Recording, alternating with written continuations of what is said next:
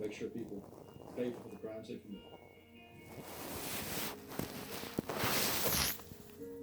Missy's mother is in a state of permanent grief. Missy's death did leave a very large void. Missy's life was taken way too soon, but it was a beautiful life. She was a beautiful soul, and she still is. For more information on an unexpected killer, go to oxygen.com.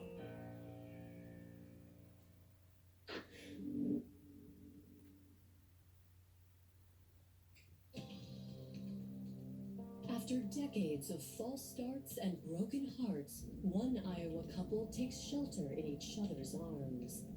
Them two just seemed like they were in love. Everything was like peachy and cream, you know? It seemed their lives were finally on solid ground. Until a shocking crime knocked them off their feet. She heard a thud, the suspect ran out the door, and the victim was on the ground. Right now, please. Within hours, detectives are closing in on a suspect. When you first hear the details, you think that, okay, this one's going to be a slam dunk. But as the investigation unfolds, a disturbing picture emerges. There is this guy from Chicago who's a drug dealer that she's scared of. It had owed Andre money in the past and had not paid him back. Stories weren't adding up. It could have been a fairy tale ending. Investigators have to follow what's being told to them, and this led them a lot of different places.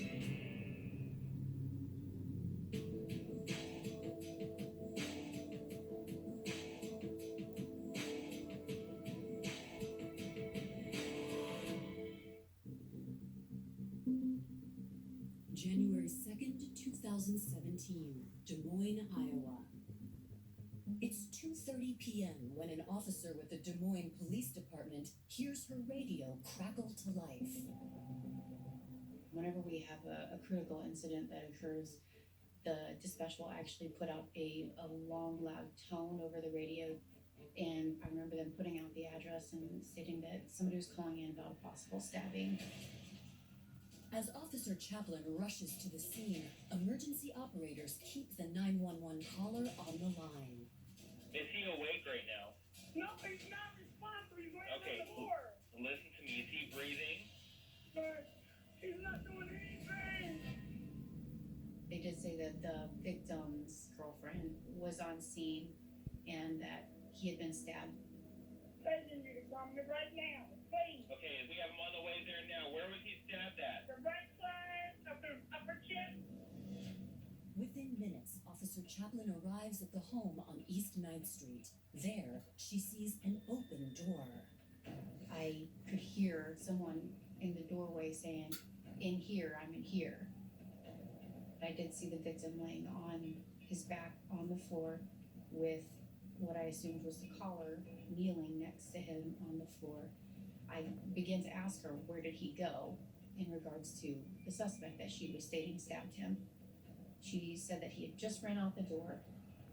So at that point, I remember feeling an officer behind me. I told him to search the house, and I went directly to the victim to try to render aid. The victim is 55-year-old Andre Brown, and Officer Chaplin is attempting to save his life. The first thing that I did was just check for a pulse, and he did not have a pulse. It was worth still trying to do CPR and reviving the victim at that time. So that's when I began to do chest compressions on him. I was focusing on saving his life.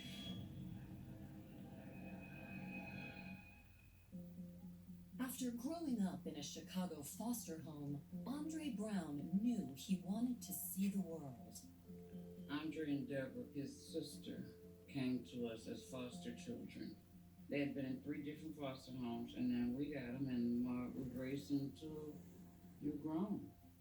They went to college in '79. He joined the Marines, and like the first part of the '80s, he went to Japan, to Okinawa. Andre, he just loved traveling. He enjoyed it. He achieved rank. He was a military police. So, he was proud. He did a great job. Though he returned to Illinois after he was honorably discharged, Andre never lost his taste for adventure. Uncle was always just a fly by night type of man. Like, you could be here for 2 months and then go. I think Andre liked variety, not only in women, but in places, people, places, and things. Andre was a different uncle. He's not like nobody else, but I could always count on him. For many years, Andre made a living in the construction industry and worked as a laborer for Procter & Gamble. I don't remember a time my uncle wouldn't work. He always worked. On the rare occasion he wasn't working, Andre enjoyed spending time with family and friends. My uncle was always the life of everything. He was around when I was a child.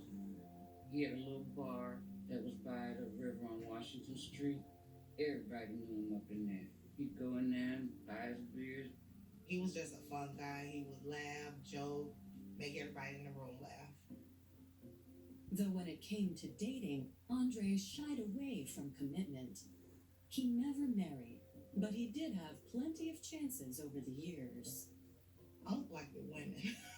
I don't remember nothing else other than Unc always having a cute girlfriend somewhere. As he approached 50, the lifelong bachelor once again longed for another change in scenery and settled on Des Moines, Iowa. There was freedom, there was nobody, the family wasn't there.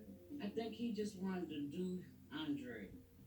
By 55, Andre was living a simple but